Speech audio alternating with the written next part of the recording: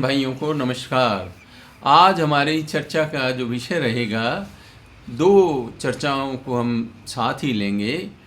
एक तो यूपी के अंदर शांतिपूर्ण वातावरण में होली का मनाया जाना, और दूसरा है पाकिस्तान के अंदर बलूचिस्तान की जो स्थिति हैं, उनको जो लेटेस्ट अपडेट मिलते हैं इधर उधर से, उसी के आधार पे हम ये चर्चा करेंगे। देखो, संभल में हिंदुओं को मारपीट करके भगाया गया एक बड़े दंगे के अंतर्गत। फिर वो पलायन करके काफ़ी लोगों की हत्या तक कर दी गई और वो केसेस भी बंद हो गए। वो थी उस पार्टी का शासनकाल था जो वोट बैंक की राजनीति करती है, जिनको हिंदुओं या इंसानियत से कोई लेना देना नहीं है। योगी जी के दृढ़ निश्चय से और वहाँ की पुलिस प्रशासन की मुस्तैदी से, जिसमें अनुज चौधरी का नाम विशेष तौर से उल्लेखनीय है, जो संभल के सीओ हैं, उनकी निगरानी में एक बहुत बड़ा होली का जुलूस निकला जिसके अंदर हज़ारों लोगों ने भाग लिया। और एक ऐसी जगह जहाँ पर बिल्कुल ही मुस्लिम राष्ट्र जैसी स्थितियाँ थी, वहाँ पर ये बहुत साल बाद ये जुलूस निकला और होली मनाई गई। तो ये बहुत बड़ी उपलब्धि है। वहाँ तीर्थ निकल रहे हैं, कूप निकल रहे हैं, ये तो हम जानते ही हैं। ये लगातार प्रक्रिया चल रही है। ऐसा लगता है जैसे किसी खोए हुए क्षेत्र को रिकवर किया जा रहा हो, राष्ट्र की मुख्य धारा में शामिल किया जा रहा हो। अब पाकिस्तान की स्थितियों पे हम आते हैं, तो वहाँ क्या है, खैबर पख्तूनख्वा और बलूचिस्तान, ये दोनों ही बहुत ज़्यादा डिस्टर्ब प्रांत हैं। अभी बीएलए ने ट्रेन का अपहरण कर लिया था, उनकी मजीद ब्रिगेड ने, जो उनकी आत्मघाती दस्ता है। और ये किया बलूचिस्तान में ही किया इन्होंने। क्वेटा और एक जगह और है, उनके बीच में ट्रेन जा रही थी क्वेटा से पेशावर, और ज़्यादातर इसमें सैनिक थे, आईएसआई के लोग थे, और भी इनके पाकिस्तानियों के लोग थे, और कुछ सिविल पॉपुलेशन भी थी। जब उसका हाईजैक कर लिया गया, अपहरण कर लिया गया, तो बच्चों को, बुज़ुर्गों को और उनको, लेडीज़ को बीएलए के लोगों ने, मजीद ब्रिगेड के लोगों ने छोड़ दिया। इंसानियत के नाते पाकिस्तानी छाती ठोकने लगे, ये तो हमारे दम से हमने इनको आज़ाद करा लिया, जबकि 100, 125, 150 लोगों को उन्होंने मानवीयता के आधार पर छोड़ा था। फिर उन्होंने 48 घंटे का टाइम दिया कि अपने इन बंधकों को हमारे से ले जाओ, और हमारे जो तुम लोगों ने जो सैनिक पकड़ रखे हैं, वो अपने आप को उन्हीं को सेना ही कहते हैं, तो उनको आप हमें दे दो, आप अपने ले जाओ। 48 घंटे का समय है, लेकिन पाकिस्तान ने इस शर्त को मानने से इनकार किया, और जो समाचार आ रहे हैं उसके अनुसार 200 से ज़्यादा, थोड़े ज़्यादा उनके सैनिकों की हत्या बीएलए के लोगों ने कर दी है, और वो कह रहे हैं हमने ये फांसी दी है।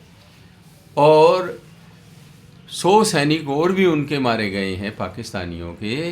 तो कुल मिला के 300 के आसपास लोग मरे हैं पाकिस्तान के, ऐसा क्लेम ये जो बीएलए वाले हैं, बलूचिस्तान पोस्टर, ये जो लोग हैं ये कर रहे हैं।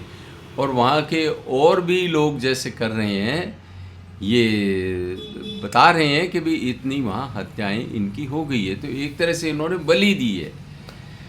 कोई वार्तालाप ढंग से यदि ये करते, क्योंकि वो बहुत ही मुश्किल जगह पे ट्रेन हाईजैक हुई थी, वहाँ पर कोई ऑपरेशन करना, एयर ऑपरेशन करो तो खुला आकाश सब दिखे, नीचे यदि किसी भी हेलीकॉप्टर के माध्यम से सैनिकों को उतारो तो वो भी सीधे सीधे शिकार बन सकते थे।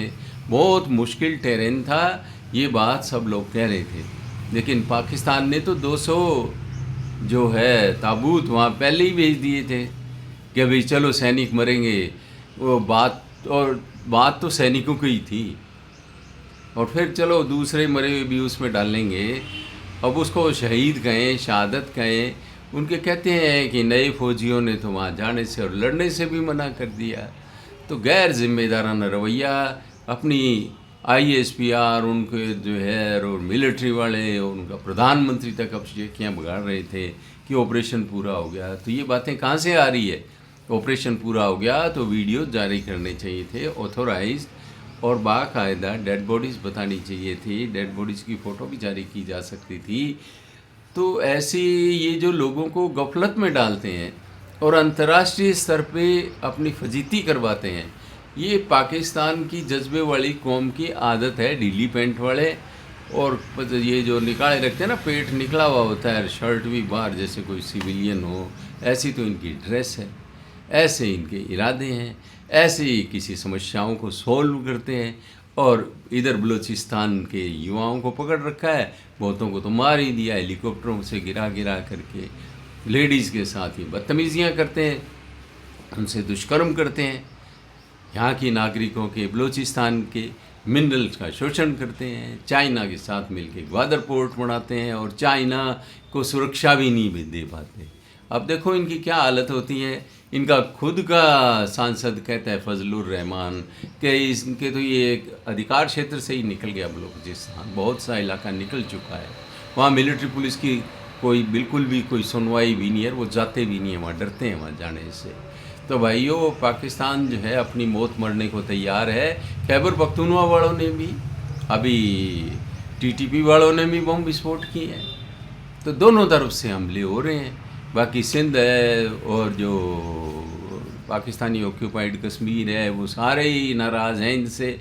वहाँ के पंजाबी लोग बस उनका शोषण करते हैं। देखो भाई, ये मज़हब वगैरह सब ठीक है, पर मानवीय संवेदनाएं और मानवीय जो आवश्यकताएं हैं और उनका बहुत ही न्याय संगत तरीके से ध्यान रखने की ज़रूरत है। यदि सोसाइटी में भेदभाव होगा और अत्याचार होगा तो उसका यही परिणाम होगा। जो भी देश ऐसा करेगा, जो क्षेत्रीय असंतुलन पैदा करेगा, एक क्षेत्र भिखमंगा कर देगा, वैसे ही मर रहे हैं तो लड़के ही मरेंगे वो। तो भाइयों, ऐसा तो होना ही होना था। इन पाकिस्तानियों को अकल आने वाली है नहीं, 1971 में टुकड़ा करवा लिया, अब और कितने टुकड़े होंगे देखो, अब आने वाले समय में पता लगेगा। और इनके समाचारों की भी पुष्टि धीरे धीरे होती चली जाएगी। तो सभी बहन भाइयों ने सुना, इसके लिए धन्यवाद। पसंद आए तो लाइक, शेयर और सब्सक्राइब करें ताकि अपनी चर्चाएं चलती रहें।